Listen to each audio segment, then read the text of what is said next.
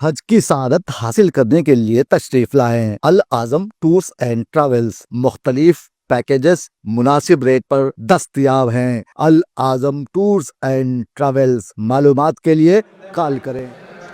Mic. धन्यवाद सभापति महोदय।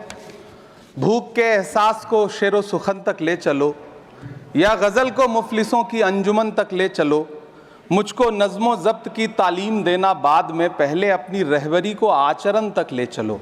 सभापति महोदय, मैं न्यू एजुकेशन पॉलिसी पे बात करने के लिए खड़ा हुआ हूँ। माननीय मंत्री जी यहाँ मौजूद हैं। न्यू एजुकेशन पॉलिसी कहती है कि हमारा जोर टीचर्स ट्रेनिंग पर होना चाहिए, लेकिन जो नेशनल सैंपल सर्वे ऑफिस का आंकड़ा है वो कहता है कि इस देश में सिर्फ 13% टीचर हैं जो ट्रेंड हैं। तो मैं माननीय मंत्री जी से जानना चाहता हूं कि क्या जो 87% टीचर्स हैं जिन्हें ट्रेनिंग देने की अभी ज़रूरत है, उनको ट्रेनिंग देने के लिए हमारे पास क्या रोड मैप रहेगा, और क्या हमारे पास इतने बड़े पैमाने पर कॉलेजेस हैं, रिसोर्सेज हैं जिनसे उन्हें ट्रेन किया जा सके। हमारी न्यू एजुकेशन पॉलिसी कहती है कि टेक्नोलॉजी पे जोर दिया जाए, और टेक्नोलॉजी के सहारे पढ़ाई को हमने कोविड के दौरान देखा भी है कि किस तरह से बच्चों को टेक्नोलॉजी के सहारे पढ़ाया गया। लेकिन मैं माननीय मंत्री जी से पूछना चाहता हूं कि जब इस देश में 80 करोड़ लोग 5 किलो राशन पे गुजारा कर रहे हों, तो क्या उन परिवारों तक इंटरनेट, कंप्यूटर, लैपटॉप जैसी सुविधाएं पहुंचाने के लिए कोई रोड मैप है ताकि उनके बच्चों को शिक्षित किया जा सके।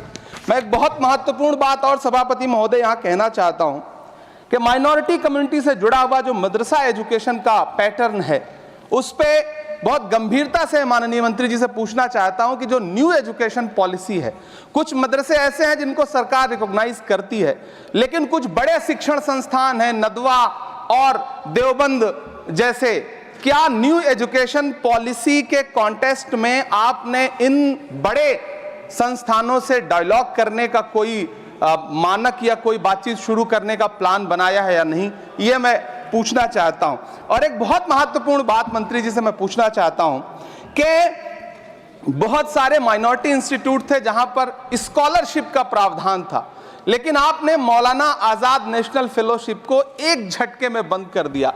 हजारों लाखों छात्र जो उस स्कॉलरशिप के भरोसे अपनी शिक्षा ग्रहण कर रहे थे।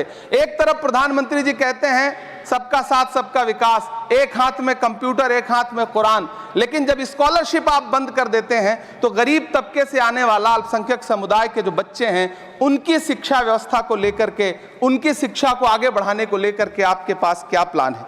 मैं माननीय शिक्षा मंत्री जी यहाँ पर बैठे हैं, उनसे कहना चाहता हूं कि पूरे देश में, पूरी दुनिया में प्रधानमंत्री जी जाकर के महात्मा गांधी जी की मूर्ति के सामने सर झुकाते हैं, उन्हें फूल चढ़ाते हैं, लेकिन आप ही की सरकार NIT कैलिकट में प्रोफेसर साइजा ए को योजना और विकास विभाग का डीन बना देती है, जो खुल करके कहती हैं कि मेरी नजर में नाथूराम गोडसे तो बहुत महान था। तो आपकी नई एजुकेशन पॉलिसी ये है, इस दिशा में जा रही है। मैं आपके महोदय से, सभापति महोदय, ये कहना चाहता हूं कि किस तरह से NCERT की किताबों में सांप्रदायिकता को परोसा जा रहा है। माननीय मंत्री जी, क्या आपके संज्ञान में है कि केंद्रीय हिंदी संस्थान और नीपा जैसे जो संस्थान हैं, उसमें अघोषित तौर पर यह कह दिया गया है कि देवनागरी में लिखते हुए जो नुक्ते लगाए जाते थे, जिनको यह कहा जाता है कि वो उर्दू से आते हैं, उनको अघोषित तौर पर रोक दिया है कि नई छपने वाली किसी भी किताब में नुक्ता नहीं लगाया जाएगा। NCERT की किताबें छापने वाले, लिखने वाले कई लोगों से मेरी व्यक्तिगत बात हुई, उनका यह कहना था कि हमें ऊपर से आदेश है, हालांकि ऐसा कोई लिखित आदेश नहीं है। तो मैं आपसे जानना चाहता हूं कि यह नुक्ता हटा करके आप देवनागरी भाषा को मजबूत कर रहे हैं या उसे कर्कश और कमजोर बना रहे हैं? यह मेरा माननीय मंत्री जी से अनुरोध है और यह मैं उनसे जानना चाहता हूं। सभापति महोदय, PM श्री विद्यालय को लेकर के बहुत बातें हुई। मैं एक चीज कहना चाहता हूं कि गाजीपुर एक जिला है उत्तर प्रदेश में, वहां वीर अब्दुल हमीद विद्यालय है धामूपुर गांव में। पिछले दिनों PM श्री कंपोजिट स्कूल का नाम लेकर के उस स्कूल का नाम बदल दिया गया, उसके सहारे भी सांप्रदायिकता परोसने की कोशिश की गई। जब सोशल मीडिया पे बहुत हंगामा खड़ा हुआ, हम सारे लोगों ने आवाज उठाई, तब फिर से बेसिक शिक्षा अधिकारी ने नाम बदल करके पुनः उसका नाम बीर अब्दुल हमीद, जो परम चक्र विजेता हैं, उनके नाम पे करने का काम किया। ये इस योजना के थ्रू भी सांप्रदायिकता को जो परोसने का काम किया जा रहा है, उसको मंत्री जी के संज्ञान में है यह बात या नहीं, और रोकने के लिए क्या काम करेंगे। एनसीईआरटी की जो किताबें हैं, उनसे हिंदू मुस्लिम एकता के जो चैप्टर हटाए जा रहे हैं, महोदय, एनसीईआरटी की किताबें बच्चों का ज़हन तैयार करती हैं। आप बेसिक तौर पे एक नया इतिहास पढ़ाने के चक्कर में बच्चों को, छोटे बच्चों को जो गुमराह करके उनको एक झूठा इतिहास पढ़ाने का प्रयास कर रहे हैं, आगे चल के दुनिया में वो बच्चे कहां सस्टेन करेंगे। तो मैं माननीय मंत्री जी से कहना चाहता हूं कि शिक्षा और धर्म को एक दूसरे से अलग रहना चाहिए। मैं आज इस विषय पे बात करते हुए एक बहुत महत्वपूर्ण बात और कहना चाहता हूं कि दिल्ली विश्वविद्यालय में पाठ्यक्रम में जो बदलाव किए गए हैं, जिसमें राजनीति विज्ञान के पाठ्यक्रम से भीमराव, रामजी अंबेडकर, मोहनदास करमचंद गांधी, मोहम्मद इकबाल और भारत के संविधान पर आधारित शोध पत्रों को हटाया गया है। दलित लेखक बामा और सुकीरथ राणा को अंग्रेजी पाठ्यक्रम से हटाया गया है।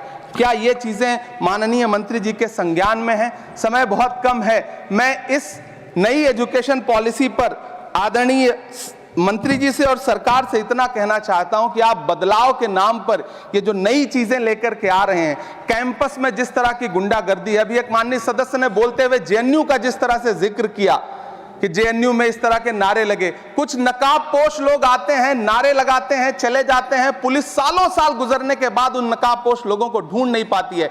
इतने प्रतिष्ठित शिक्षण संस्थानों को बदनाम करने के लिए जो तरीका सरकार इस्तेमाल कर रही है वो बहुत शर्मनाक है। पिछले दिनों एक महिला भी नकाबपोश, जिसने छात्रावास में लाठी बरसाई थी, डंडे चलाए थे, वो आज तक उसकी पहचान नहीं की जा सकी, दिल्ली पुलिस उसे ढूंढ नहीं सकी। जामिया की लाइब्रेरी में जिस तरह से लाठियां बरसाई गई थी, उनके जख्मों के निशान आज तक नहीं सूखे हैं। अलीगढ़ मुस्लिम विश्वविद्यालय को लेकर के वहां के सांसद जिस तरह की भाषा का इस्तेमाल करते हैं, वो बहुत शर्मनाक है। माननीय मंत्री जी और सरकार से मैं आपके माध्यम से पूछना चाहता हूं और यह कहना चाहता हूं, आप बदलाव के नाम पर जो नई चीज लाने की कोशिश कर रहे हैं, महोदय, नदियों को साफ मत करिए, उन्हें गंदा मत होने दीजिए, नदियां अपने आप साफ हो जाएंगी। सभापति महोदय, मैं तो कहना चाहता हूं कि जंगल मत उगाइए, बस पेड़ों को काटना बंद कर दीजिए, जंगल अपने आप उग जाएंगे। मैं तो सरकार से कहना चाहता हूं कि शांति स्थापित करने के लिए भाषण मत दीजिए, अशांति फैलाना बंद कर दीजिए, शांति अपने आप स्थापित हो जाएगी। मैं तो कहना चाहता हूं कि प्रेम फैलाने पर लंबे लंबे लेख मत लिखिए, बस नफरत करना बंद कर दीजिए, प्रेम अपने आप फैल जाएगा। ये जो नई एजुकेशन पॉलिसी है, इसमें जिस तरह से गरीब तबके के लोगों को, हाशिए पर मौजूद लोगों को शिक्षा से दूर करने का प्रयास किया जा रहा है, वो बहुत शर्मनाक है। शिक्षा को निजीकरण की तरफ जिस तरह ले जाया जा रहा है,